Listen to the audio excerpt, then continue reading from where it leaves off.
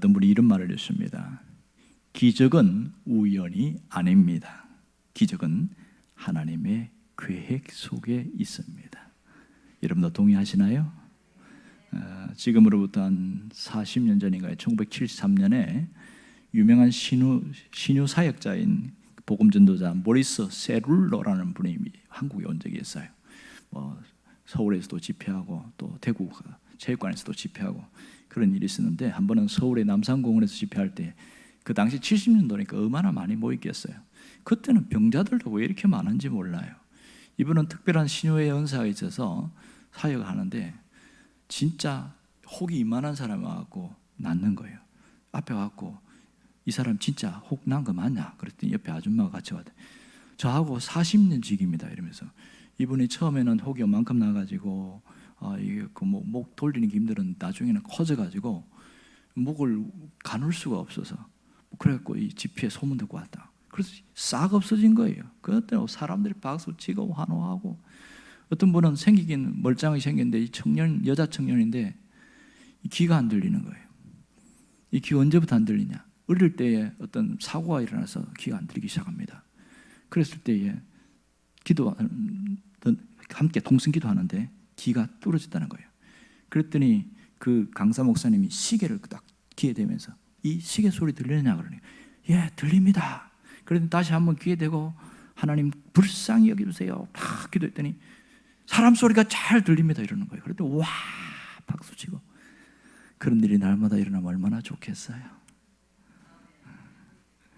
오늘 본문에도 이런 유사한 사역의 일들이 오늘 보이고 있습니다. 이 사건은 베세다 지역에 있었던 일인데, 예수님이 베세다 지역으로 오니까 사람들이 예수님의 인기에 영합해서 많은 사람 데려오는데 누굴 데려오냐? 소경, 앞편 보이는 시각장애자를 데리고 왔습니다. 당시 예수님께 왔던 분 중에서 병나은 사람이 상당히 많습니다. 성경에 기록된 것은 극히 제한적인 몇 사람만 기록됐지만 말입니다. 사람들은 그게 너무 재밌는 거예요. 여러분 우리가 봐도 신기하잖아요. 저 사람이 아무것도 안 보이는데 갑자기 낫고 그러면 너무너무 신기하니까 예수님 이 사람 앞이 안 보이는데 고쳐주세요 그랬어요. 자, 우리 같으면 어떻게 하면 좋습니까? 사람들 앞에 보내서 여러분 하나님은 지금도 살아계십니다. 하나님은 역사하십니다. 우리 식으로 할게요. 여러분 나을 줄 믿습니까? 그러면 모두가 아멘 하겠죠. 그러고 나서 안수를 딱 했어요. 예수의 이름으로. 우리 식으로 얘기하는 겁니다. 눈을 떠라 이랬더니 눈이 확 떠지면 막 환호하고 박수하고 난리치고 그럴 것 같은데 주님이 희한해요. 알았다고 이 사람을 따로 데리고 가시는 거예요. 그 사람 무리 속에서 있지 않고 따로 데리고 왔는데 제자들과 아마 같이 약간 어느 정도 이 사람들이 있는 데서 떨어져서 여러분들 오지 마시고 여기 잠깐 계세요 이렇게 했던 것 같아요. 그래서 데려가서 이 사람을 치유하는데 예수님의 치유 방법이 굉장히 독특한 거예요. 오늘 여러분이 보는 20 몇 절입니까? 23절에 보면 그 사람의 눈에 침을 뱉었다 이렇게 합니다. 여러분 성경 읽다가 이상하다가 못 느꼈어요? 아니 그냥 안수해 주면 되지 왜 눈에 내가 침을 뱉냐고요. 이 사람이 지금 앞에 안 보이지 않습니까? 자, 성경에서 소경을 고친 사건이 몇 군데가 나옵니다. 마태복음 9장에 보면 갈릴리에 있는 소경을 고칠 때 두 사람이 나왔단 말이에요. 두 분 다 맹인이었으니까. 그럴 때는 직접 안수해서 고쳤습니다. 요한복음 9장에도 예루살렘에 있는 소경이 나오는데 이 사람에게는 이 흙을 눈에 발라가지고 두 개 양쪽에 가서 실로암 못에 씻으라. 안수기도도 안 해줬어요. 그냥 가 씻으라. 이런 거예요. 그런가 하면 우리가 뒤에 보면 마가복음 10장에 보면 누가 나오냐면 여리고의 소경이 나오는데 예수님 나를 좀 고쳐주세요 그랬더니 안수도 안 해줘요. 그러더니 말씀 한마디로 그냥 눈이 확 떠졌어요. 내 믿음이 너를 구원하였다. 그 순간 눈이 확 떠진 거예요. 그런데 오늘 마가복음 이 8장의 내용에서는 소경의 눈에 침을 뱉었다 이렇게 이야기합니다. 여러분 이게 어떻게 보이십니까? 상당히 좀 곤란한 모습이 아닙니까 이게? 만일 이 침을 뱉는 장면을 부모나 형제가 그걸 봤으면 뭐라고 그러겠어요? 아니 아무리 예수님이다 그렇지 어떻게 내 아들에게 내 형에게 침을 뱉을 수 있냐 이러면서 막 멱살을 잡을 수 있는 이런 심각한 상황 아니겠어요? 그런데 왜 그랬을까? 이게 상당한 의문점이 되는 거죠. 예수님이 침을 뱉어서 고친 사건이 딱 두 번 나옵니다. 한 번은 마가복음 7장에 귀가 안 들리는 사람, 청각장애가 말이 어눌해요. 말을 잘 못해. 이 사람에게 침을 뱉진 않고 침을 뱉어가지고 이렇게 땅에 흙하고 이렇게 했는지, 그래갖고 혀에다가 침을 뱉어 혀에다가 이렇게 댔습니다. 손을 댔어요. 그랬더니 이 말이 풀리고 그렇게 하는 일이 있습니다. 그런데 오늘 여기는 노골적으로 눈에다가 침을 뱉으셨어요. 그리고 거기다 안수를 하신 거예요. 야, 여러분 어떻게 보이십니까? 만약 여러분의 아들이 이 소경인데 예수님이 이렇게 하셨다고 그러면 지켜보고 있던 간절히 기도하다가 눈을 실금을 씩 뜨고 봤더니 침을 탁 받고 하는, 이건 뭐지? 상당히 모욕적인 일이잖아요. 당혹스러운 겁니다. 옆에 있는 제자들도 상당히 당혹스러울 거예요. 아니 왜 예수님 이렇게 할까? 그동안에 맹인들 여러 명을 치료하는 걸 봤지만 이런 장면을 한 번도 본 적이 없단 말입니다. 사람의 인격을 모독하고 멸시하는 행위가 침 뱉는 일입니다. 실제로 성경에 보면 침을 뱉는 것은 상당히 부정적인 의미로 쓰여 있습니다. 욥기 30장에 보면 욥이 그런 얘기를 해요. 사람들이 나에게 침을 뱉나이다, 이렇게 이야기합니다. 욥이 얼마나 피폐하고 그렇게 힘들고 살고 고난을 속에 있을 때에 따뜻한 위로 한마디 못 해주고 오히려 저 사람은 죄가 많아서 그렇지 하고 침 뱉고 지나가는 거예요. 그게 너무 견딜 수가 없었다, 그런 얘기하는 겁니다. 이것은 예수님에게도 똑같이 나타났습니다. 여러분, 예수님이 십자가 지고 갈 때에 어떤 일이 벌어졌어요? 마가복음 15장에 보면 군중들이 예수님을 향하여 침을 뱉는 일이 생겼습니다. 직접 한 명도 아니고 여러 사람이 침을 뱉었어요. 끔찍한 일이잖아요. 그리고 마가복음 16장에 보면은 로마 군병이 그를 향하여 침을 뱉습니다. 이야, 이 이런 모습 보면 얼마나 인격적인 모독과 모욕감을 느꼈을까? 상당히 극심한 수치심을 느낄 수밖에 없는 그런 상황이겠죠. 그러면 예수님이 상대방이 모멸감을 느낄 거라는 걸 알았을 텐데 그럼에도 불구하고 침을 뱉어서 안수하신 이유가 무엇일까요? 왜 그랬을까요? 여러분, 우리가 알듯이 예수님이 그 사람에게 모욕감 주려고 한 거 아니지요? 뭐 때문에 그랬어요? 이 사람은 주님이 보시니까 맹인이지만은 이 시신경 자체가 완전히 죽어 있어요. 완전히. 그래서 말라 있는 사람이다, 이렇게 말해요. 그래서 주님이 그 마른 것을 회복시키려고 한 행위가 침뱉음이었다, 이렇게 이야기합니다. 여기 안과의 전문 의사들이 하는 말이 개안 수술을 하는데 안 되는 사람이 있답니다. 처음부터 시신경이 죽어 있는 사람은 개안 수술 불가. 시신경은 살아있고 눈만 못 보는 사람은 개안 수술을 할 수 있다, 이렇게 말합니다. 그러니 눈을 떠도 이 기적도 이런 기적은 없는 거죠. 이것이 주님의 행위였고요. 또 하나는 어떤 분은 이것을 뭐라고 얘기하냐면 그 사람의 이 영적인 상태를 꾸짖는 행위다, 이렇게 보는 신학자들도 있습니다. 왜냐하면 이 맹인의 안수한 이후의 맹인의 상태의 모습을 보십시오. 눈이 갑자기 확 떠졌습니까? 아직 뜨고 있는 중입니까? 육신의 눈이 이렇게 뜨는 중에 있죠. 이것은 단지 육안을 보여주기도 하지만 그 사람의 영적인 상태를 보여준다, 이렇게 얘기합니다. 또 하나는 그 사람에 대한 그 아픔과 고통과 얼마나 힘들게 살았겠어요. 그 사람의 감정을 쓰다담주고 하는 독특한 방법에서 침뱉음과 손으로 얻는 안수를 통해서 그의 아픔에 공감하는 그런 행위였다, 이렇게 보는 분도 있어요. 충분히 그럴 수 있는 것이지요. 여러분, 이 예수님이 이 사람에게 안수를 한 다음에 첫 마디가 뭔지 아세요? 무엇이 보이느냐? 무엇이 보이느냐? 이게 굉장히 중요한 질문입니다. 단지 육신의 눈에 보이는 것만 말하는 것이 아니고 영적으로 무엇이 보이느냐, 이걸 물어본 겁니다. 네가 보는 것이 뭐냐? 내 눈에 보이는 것이 도대체 뭐냐? 이렇게 물어본 거예요. 여러분, 그거 아십니까? 사람은 무엇이 보이느냐에 따라서 인생을 살아가게 됩니다. 인생이 달라지는 것은 내가 보는 게 다르기 때문에 그렇습니다. 물질만 보이는 사람은 물질을 쫓아서 살아갑니다. 하지만 사람만 보이는 사람은 사람을 따라가고 사람에 끌려갑니다. 혼자서는 뭔가 할 수 없고 불안해요. 그래서 뭔가 도와줄 사람, 의지할 사람, 사람이 보이면 사람을 의지합니다. 하지만 예수님이 보이는 사람은 예수님을 따라서 갑니다. 무엇이 보이느냐? 이것은 오늘 우리에게 중요한 질문입니다. 여러분은 무엇을 보고 있습니까? 우리가 왜 힘들게 살아요? 안 보이기 때문에 그렇습니다. 왜 앞에 일을 못 내다봅니까? 안 보이니까 그런 거예요. 왜 그런 일을 해가지고 그렇게 고통당합니까? 내가 그럴 줄 알았나 이러는 거예요. 알았으면 안 했겠죠. 왜 그래요?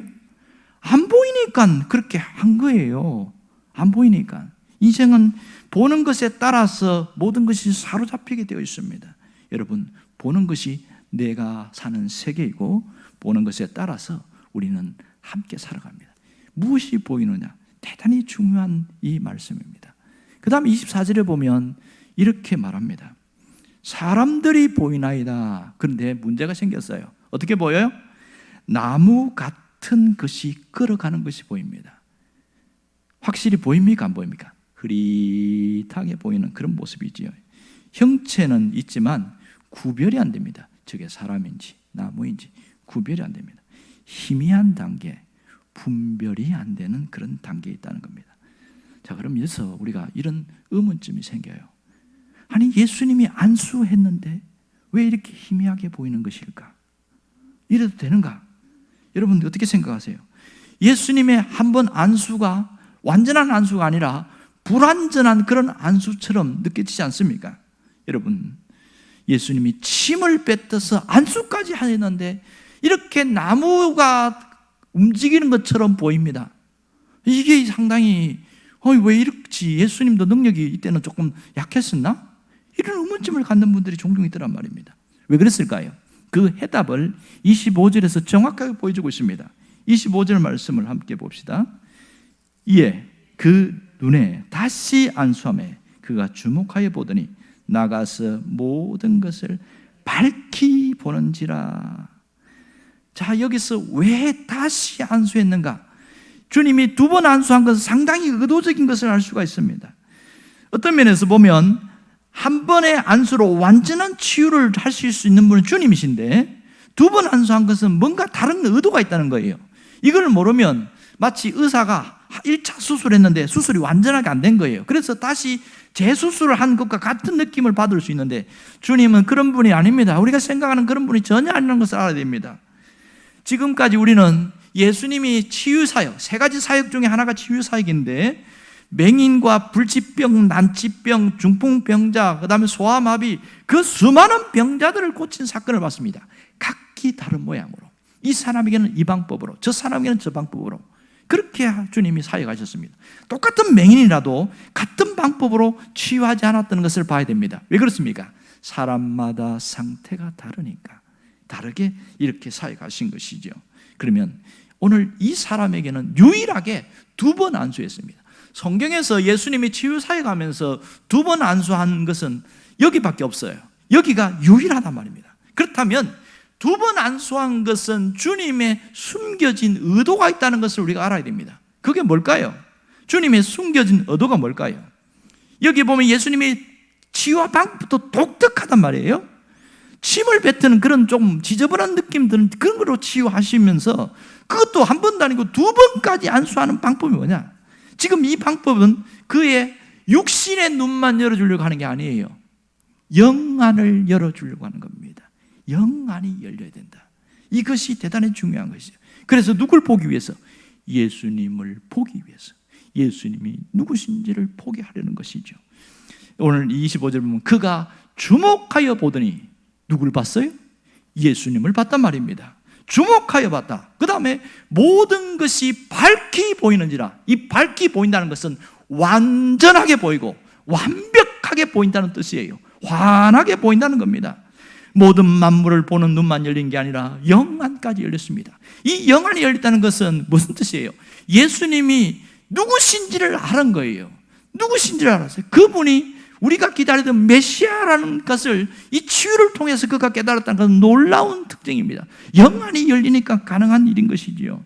여기에 우리에게 주는 중요한 레슨이 있습니다. 하나님이 주시는 영적인 메시지가 있습니다.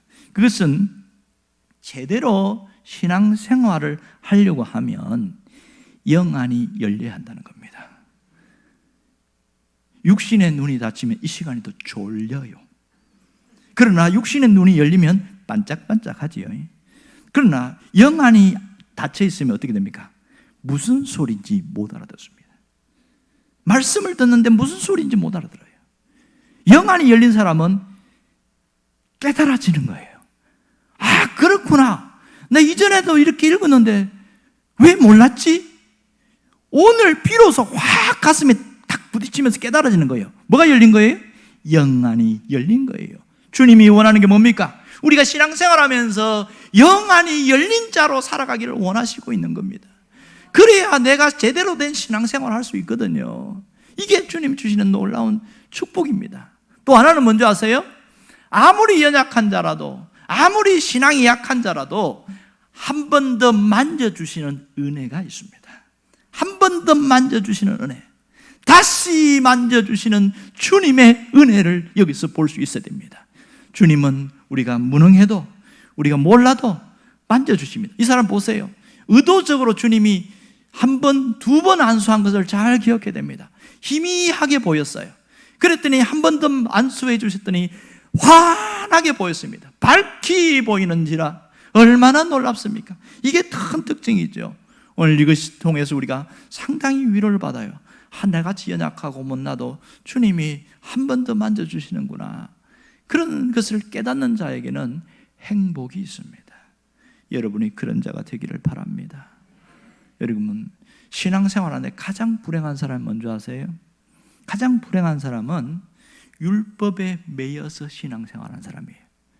율법에 매이면 어떤 틀에 갇혀가지고 그 자기가 세운 그 틀 속에 들어가 있어요. 그래서 이건 하면 되고 이건 하면 안 되고, 이건 하면 하나님 막 징계를 주고 재앙을 줄 것이고, 이걸 해야 하나님 기뻐할 거고, 그러면 해야 되는 건 너무너무 힘든 거예요. 내가 몸이 부대끼고 너무 지쳐. 그런데 하려고 하니까 힘이 들어. 이 율법에 갇혀 있는 걸 자기가 알면은 거기서 나오겠죠. 모르니까 못 나오고 그게 전부인 줄 알고 그렇게 살아가는 사람, 신앙생활은 참 불행한 사람입니다. 여러분, 세상에서 말이에요, 사람들이 귀하게 여기는 게 가장 많은데, 여러 가지가 있는데, 우리 몸 중에서 귀하게 여기는 게 뭘까요? 저마다 약한 것이 귀하게 여겨집니다. 일반적으로 보면 신체 전체에서 귀하게 여기는 부위가 참 많습니다. 심장도 있고요, 그리고 머리도 중요하고요. 근데 어떤 분은 이렇게 말했습니다. 몸이 100냥이면 눈은 90냥이다. 옛 어른들이 한 말입니다. 그래서 아마도 이 안과 전문의 언어 보니까 몸이 100냥이면 눈은 90냥이다 써놨어요. 그러니까 우리 이 안과에 와가지고 백내장 수술도 하고 그렇게 해서 좀 회복해 가라, 뭐 그런 의도가 있는 것 같아요. 좀 약간 자기적이고 의도적이긴 합니다만은 눈이 얼마나 중요한지를 잘 보여주고 있습니다. 제가 오래전 이야기인데, 어느 여전도사님이 작은 교회에 함께 이제 목사님 돕고 섬기는데, 한 번은 토요일 날 뭐 이렇게 걸레질도 하고 이렇게 하는데, 그 젊은 자매 하나가 피아노를 치고 있는 거예요. 이 자매는 신학대학을 다니다가 그만 불의의 사고로 눈을 다쳤어요. 그래서 아예 눈을 못 보는 겁니다. 멀쩡하다가 눈을 못 보면 얼마나 고통이 되겠어요. 2년 동안 너무너무 힘들어하다가 마음을 추스리고 그렇게 해서 안 보이는 채로 살아온 지가 오래됐어요. 참 얼굴도 예쁘고 건강하고 목소리도 좋고 뭐 피아노도 잘 치고, 야, 안 보이는데, 학보도 안 보이는데 어떻게 이렇게 잘 치지? 들으면서 뭐 너무 감탄하는 거예요. 잘한다, 잘한다. 그러더니 갑자기 쾅 소리를 내고 깜짝 놀라서 보니까 그 피아노에다 머리를 쳐박고 흐느끼 울고 있는 거예요. 무슨 일인가 싶어 급하게 달려가서, 아니 왜 그래요? 무슨 일 일어났어요? 어디 아파요? 막 근심스럽게 이렇게 했더니 딱 이 자매가 한마디 말한 줄 아세요? 전도사님, 보고 싶어요. 보고 싶어요. 그때 너무 마음이 아팠다는 거예요. 이 안 보이는 그 답답함, 자기에게는 흑암의 세계 속에는 캄캄함 속에 사는 게 얼마나 괴로웠는지 그 마음에 저리 와서 함께 부둥켜 안고 울어줬다는 거예요. 여러분, 보는 게 얼마나 중요한지 몰라요. 우리가 육신의 눈도 귀하게 여기는데 신앙생활 하면서 영적인 눈이 뜨이지 않은 사람이 너무 많아요. 그게 너무 안타까운 거예요. 왜 저렇게 사나? 이 사람은 영안이 안 뜨여서 그렇고 영안이 뜨이긴 뜨인데 흐려져서 그런 경우가 얼마나 많아요. 너무 가슴 아픈 거죠. 자기는 열심히 믿는다고 하는데 보니까 이 영안이 안 뜨인 거예요. 이게 자기가 보는 만큼만 살아가게 되어 있습니다.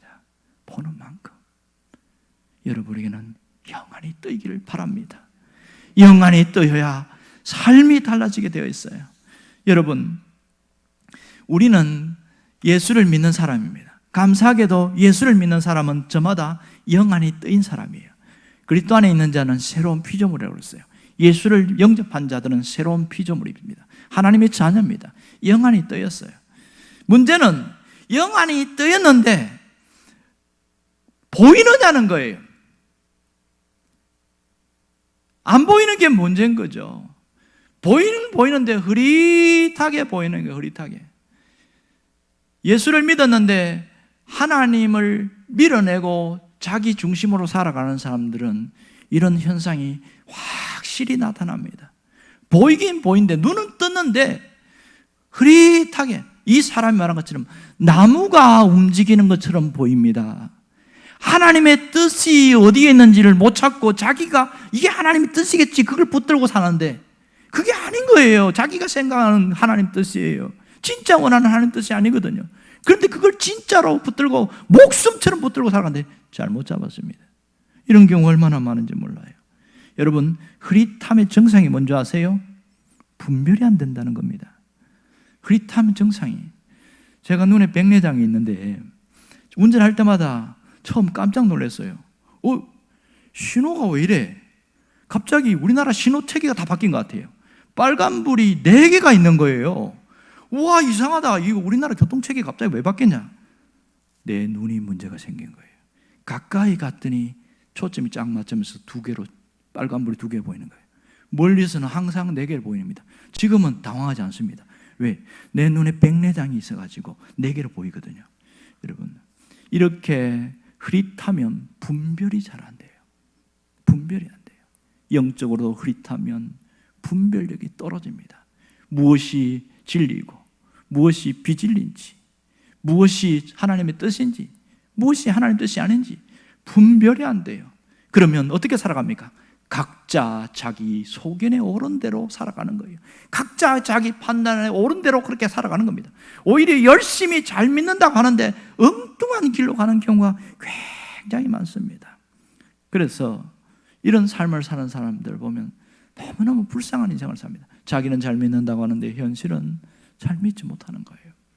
그러나 우리에게 희소식이 있어요. 그것은 하나님이 우리를, 그런 나를 용납하신다는 사실입니다. 이런 나를 떠나지 않는다는 사실이에요. 우리를 포기하지 않는다는 사실입니다. 그분이 우리를 여전히 사랑하고 있다는 것이 가장 큰 복음이요 희소식입니다. 그럼 왜 우리를 포기하지 않을까요? 왜 우리를 떠나지 않을까요? 우리가 소중한 존재니까, 내 자신이 소중하고 귀한 존재니까 하나님이 그렇게 하시는 겁니다. 이걸 어떻게 알 수 있어요? 우리가 소중하다는 걸 어떻게 알 수 있습니까? 하나님이 나를 만들 때부터 어떻게 만들었습니까? 하나님을 닮은 존재로 만들었습니다. 하나님의 형상을 따라서 만들었어요. 하나님의 형상, 하나님을 닮은 특별한 존재로 만들었습니다. 그리고 이사야 43장에 보면 우리를 보면서 뭐라고 이야기하는지 아세요? 너는 보배롭고 존귀한 자라. 분명히 죄도 짓고 잘못도 하고 하는데 우리를 향하여 보배롭고 존귀한 자라는 겁니다. 그 사실을 깨닫는 사람은 가슴을 치면서 하나님 앞에 울면서 나와요. 왜요? 나는 내 죄를 알아서 너무 부끄러워서 하나님 앞에 가지 못하는데 이 말씀을 보면서 하나님이 나 자신을 볼 때에 너는 허물이 많고 잘못 많은 그런 악한 존재가 아니라 보배롭고 존귀한 자야. 거기에 펑펑 눈물을 흘린 사람이 있습니다. 여러분도 그런 사람 되기를 원합니다. 여러분, 내 존재의 가치를 하나님이 아무리 소중하다고 말해도 내가 나를 인정하지 않으면, 그 가치를 인정하지 않으면 아무런 소용이 없습니다. 아무런 소용이 없어요. 그거 아세요? 5만 원짜리 빳빳한 지폐가 나왔어요. 1년 보내고 쫙 있는 그 지폐. 누가 봐도 와, 빳빳하네. 자, 이 5만 원짜리를 확 쥐디겼어요. 그리고 침을 뱉다가 땅에 탁 떨어뜨렸어요. 발로 한 번 더 팍 구두발로 밟았어요. 그러면 이 5만 원짜리가 얼마로 가치가 떨어집니까? 5천 원으로 떨어지지요. 그래서 너무 더럽고 막 이게 구겨졌으니까 이것은 5천 원밖에 안 된단 말이에요. 맞지요? 그렇게 생각하는 사람 아무도 없어요. 그러면서 아이 귀한 5만 원짜리를 털면서 닦아갖고 다시 세워가지고 갖다 씁니다. 왜? 5만 원의 가치가 그대로 있으니까. 우리가 그런 존재인 것을 잊고 사는 사람이 너무나 많습니다. 상처받고 잘못하고 찢기고 너무 삶에 치이고 죄 가운데 살면서 나는 무가치한 자구나, 나는 별볼림 자구나, 그러면서 자신의 가치가 뚝 떨어져 있어서 그렇게 여기 하나님도 나를 그렇게 볼 거야, 그렇게 인정하는 사람이 있습니다. 그러니 교회에 나와서 신앙생활을 해도 자신의 가치가 떨어졌다고 자존감이 확 떨어져 있으니까 누가 조금만 자기를 인사는 안 해도 나를 무시하네 이렇게 하면서 막 형질을 팍 내고 그런 거예요. 왜? 내 가치를 스스로 땅에 떨어뜨려 놓으니까 이게 안타까운 거죠. 하나님은 그렇게 안 보는데 자기 자신이 그렇게 보는 거예요. 너무나 안타까운 사실은 지금도 그렇게 살아가는 사람들 너무나 많습니다. 내 존재 가치를 상대방과 비교해서 보지 않기를 원합니다. 내 존재 가치를 물질과 비교하지 않기를 원합니다. 내 존재 가치는 하나님 앞에서 바라봐야 됩니다. 우리가 얼마나 귀한 존재냐? 예수님 짤입니다. 예수님과 같은 귀한 존재로 우리를 여기시는 거예요. 왜? 우리를 하나님의 자녀라고 했잖아요. 이걸 깨달을 수 있는 축복이 있기를 원합니다. 이 자녀인 것을, 그 소중한 가치를 모르면 어떻게 사는 줄 아세요? 영안이 시야가 흐릿한 상태로 살아갑니다. 영안이 가려진 상태로 살아가는 거예요. 깨닫지 못하면 여전히 내 존재 가치를 무시하고 그렇게 하찮게 여기며 살아가더라. 이게 문제입니다. 이것을 뭐라고 표현하냐면 전문용어로 영적 근시 현상이다 이런 말입니다. 영적 근시 현상. 근시가 뭐예요? 여기는 보이는데 저 앞이 안 보이는 거예요. 지금 내 눈앞에 오늘 하루하루 먹고 사는 거는 보이는데 그 다음에 있는 거는 하나도 안 보이는 거예요. 그래서 영적 근시형이 있으니까 오늘 벌어먹고 사는데 목숨 걸어버리는 거예요. 그러니 얼마나 힘들게 삽니까? 그 다음에 길을 가는데 생각해 보세요. 직선을 가고 있어요. 조금만 가면은 100m 가면 낭떠러지고 위험하니까 속도를 확 떨어뜨려서 한 40으로 가야 돼요. 그래서 편말을 해놨는데도 그걸 못 보고 영적 근시 현상이 있으니까 못 보는 거예요. 하나님 말씀에 너 지금 이 길로 가면 안 되니까 조심해. 지금 여기서 브레이크를 밟고 속도를 낮춰야 돼. 이렇게 이야기하는데도 그냥 막 70, 80으로 달리는 거예요. 딱 낭떠러지는데 보니까 이게 뭐야? 이거 확 털어버리니까 차가 뒤집어지죠. 인생 자체가 뒤집어지는 거예요. 그러니 괴롭고 험한 인생길을 가는 길이, 왜 나는 인생을 이렇게 험하게 살까? 왜 하나님은 나를 이렇게 힘들게 살게 만들었을까? 하나님이 그렇게 만든 게 아니죠. 자기가 그렇게 살아간 거지. 왜? 영적 근시 현상 때문에. 하나님은 우리가 그렇게 살기를 원치 않습니다. 하나님은 우리가 회복되기를 원해요. 그래서 끊임없이 다시 눈을 열어주신다는 사실이 있지 않기를 원합니다. 다시 오늘 여기서 봐야 됩니다. 두 번째 안수로 그가 주목하여 보았다. 그가 주목하여 보았다. 주님이 우리에게 예배 가운데 오셔서 다시 안수해 주셔서 내 흐릿한 영안이 열리기를 원하고 계시는 것이지요. 그래서 주목하여 누구를 보라고요? 그리스도를 보라는 겁니다. 예수 그리스도를 보라는 거예요. 우리의 눈이 밝히 보여야 될 것은 예수 그리스도입니다. 돈이 아니라 예수님이 보여야 진정한 신앙의 길로 갈 수 있는 거예요. 여러분, 어떤 분은 예수님이 보여야 된다고 그러니까 나 예수님 아는데, 예수님 뭐 탄생도 알고 동정녀 탄생, 십자가에 죽었고 뭐 그다음 부활도 알고, 그럼 뭐 예수 믿으면 천국 가는 것도 아는데 다 안다고 이야기해요. 아는 것이 믿는 것입니까? 아니잖아요. 아는 것은 지식이고 믿는 것은 신앙 고백입니다. 아는 자들은 오히려 그 아는 것 때문에 자기가 교만할 수도 있어요. 그런데도 교만한 줄 모르는 거예요. 그것도 몰라요. 신앙생활을 나 정도는 해야 알지. 교만한 전형적인 모습입니다. 여러분, 아는 것보다 중요한 게 뭔지 아세요? 깨닫는 거예요. 고백할 수 있어야 됩니다. 예수님이 누구신지를 몰라서 이렇게 말합니까? 다 아는데 내 그 삶 속에 살아계신 주님이 어떤 분인지 어떻게 역사하는지 체험적으로 모르는 거예요. 그러니 여전히 반복적인 삶을 사는 것이죠. 이것은 우리만 그런 게 아니에요. 예수님과 함께 있고 예수님 말씀을 듣고 기적을 봤던 그 사람들 중에서 이런 사람이 있었습니다. 누가복음 24장에 보면 엠마오로 가는 두 제자 이야기가 나옵니다. 이 제자들이 예수님 부활했다는 얘기도 있는데 죽은 것이 너무 가슴 아프고 자기가 못 봤거든, 부활한 거. 그러니까 고향으로 가자, 옛 모습으로 돌아가는 거죠. 그때에 주님이 그들과 동행하십니다. 그런데 알았어요, 몰랐어요? 몰랐어요. 부활한 주님이 같이 가도 몰랐어요. 성경을 풀어줘도 몰랐어요. 함께 마을에서 떡을 뗄 때, 이게 성찬식이었거든요. 떡을 뗄 때에 눈이 밝아져 비로소 알게 된지라. 예수님이시네. 아니 그 예수님 계속 동행해 왔는데 몰랐어요. 왜? 영적인 근시현상 때문에 모르는 거예요. 그냥 사람으로 본 거죠. 그러나 눈이 확 열리니까 주님이시다. 그랬더니 그들이 고향으로 가지 않고 중간에 다시 예루살렘에 가고 우리가 주님 만났다고, 우리가 함께 동행하고 떡도 먹었다고 그러면서 막 확 자르잖아요. 삶이 이렇게 달라지는 겁니다. 눈이 열려야 됩니다. 여러분, 단순히 영적인 눈이 열리면 신앙만 좋아지는 것이 아니라 우리의 인생 자체가 새롭게 디자인된다는 사실을 잊지 않기를 원합니다. 우리의 삶 자체가 완전히 달라져요. 이렇게 주님을 볼 수 있는 사람은 우리가 누구를 주목하게 됩니까? 그리스도를 주목하게 되어집니다. 예수님을 주목하고 살아갑니다. 신앙생활의 가장 핵심은 어디에 있는 줄 아세요? 가장 신앙생활에 성숙한 자의 모습 뭔지 아세요? 히브리서 12장 2절, 믿음의 주요 온전케 하시는 이 예수를 바라보자. 예수님을 주목하며 살아가게 되는 겁니다.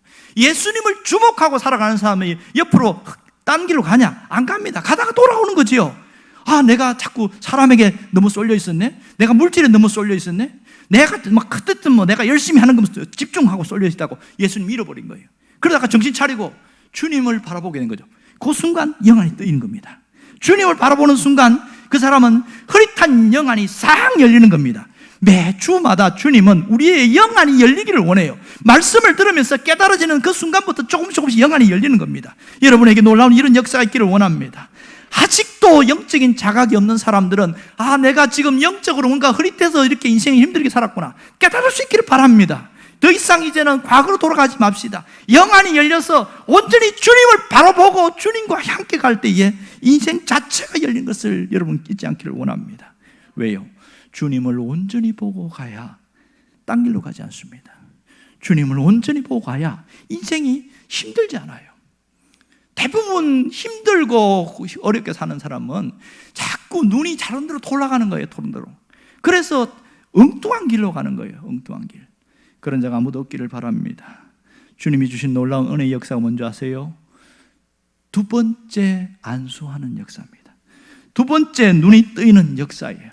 두 번째 눈이 뜨이는 역사는 영적인 삶을 살게 한다는 사실입니다. 그리스도가에게 눈이 뜨이고 내 삶 속에 살아계신 그리스도가 보이고 그러면서 이 길로만 가면 되는구나. 주님이 보이는 사람은 삶이 불안하지 않아요. 왜? 그분을 따라가다 보면 안전한 길로 가거든요. 이것을 가장 많이 깨달은 사람이 다윗 아니에요? 그는 정말 어려운 상황에 있는데 그가 하나님을 목자로 모시고 갔어요. 그랬더니 어떻게 됐습니까? 부족한 가운데 체험이 이어지는 역사가 있었고 목자 대신 하나님을 따라갔더니 푸른 초장과 쉴만한 물가로 갔고 그 죽을 것 같은 사망의 골짜기가 살아는 그 환난 속에 있을 때에 그 길을 안전하게 통과하신 분도 하나님인 것을 깨닫는 거예요. 이게 영적인 눈이 뜨인 사람이 나타나는 놀라운 역사입니다. 더 이상 인생을 좌충우돌 하지 않기를 원합니다. 더 이상 고달픈 인생 살지 않기를 원합니다. 그러려면 영안이 열려야 돼요.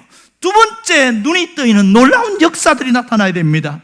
주님은 만져주시려고 우리에게 찾아오셨습니다.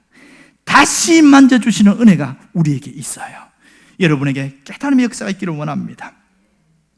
나를 만져주신다는 것, 내 마음을 만져주고 내 심령을 만져주고 내 삶을 만져주는 주님을 알면 그걸 깨달은 사람은 어떻게 하는 줄 아세요? 맡길 줄 압니다. 맡길 줄 알아요. 내 모든 것을 맡길 줄 알아요. 자녀도 맡기고 인생도 맡기고 미래도 맡기고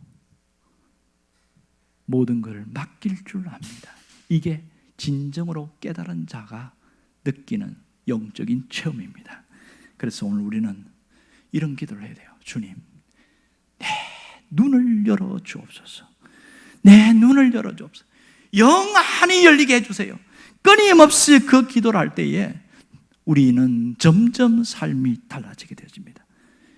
여기 중에는 눈이 환하게 뜨인 자도 있어요. 이런 자들은 무엇을 해야 됩니까? 할 일이 뭐죠? 다시 세상으로 돌아가지 말아야 됩니다. 끝까지 예수님 안에 머물러야 됩니다. 오늘 26절에 보면 이 눈이 확 뜨인 자에게 주님이 뭐라고 이야기합니까? 마을로 들어가지 말라. 집으로 바로 가고 마을로 가지 말래요. 무슨 말입니까? 다시 칠흑같이 어두운 캄캄한 어둠의 세계, 옛날의 모습으로 돌아가지 말라는 거예요. 이전의 모습으로 돌아가지 말라는 거예요. 과거의 삶으로 돌아가지 말라는 거예요. 이제는 새롭게 된 그 신분의 그 귀함을 알고 이것이 소중히 여기고 나아가라는 겁니다. 구별된 삶을 살라는 것이지요. 이 세상에 그렇게 섞여 있는 그런 삶이 아니라, 그런 동화되는 삶이 아니라 구분된 삶, 구별된 성도의 삶을 살아가라는 거예요. 그럴 때에 놀라운 역사가 있습니다. 여러분, 신앙생활은 복잡하지 않습니다. 그렇게 어렵지도 않아요. 율법이 매이니까 복잡하지 절대로 그렇지 않습니다. 예수님 한 분만 바라보고 나아가겠다, 이게 신앙생활의 핵심이거든요.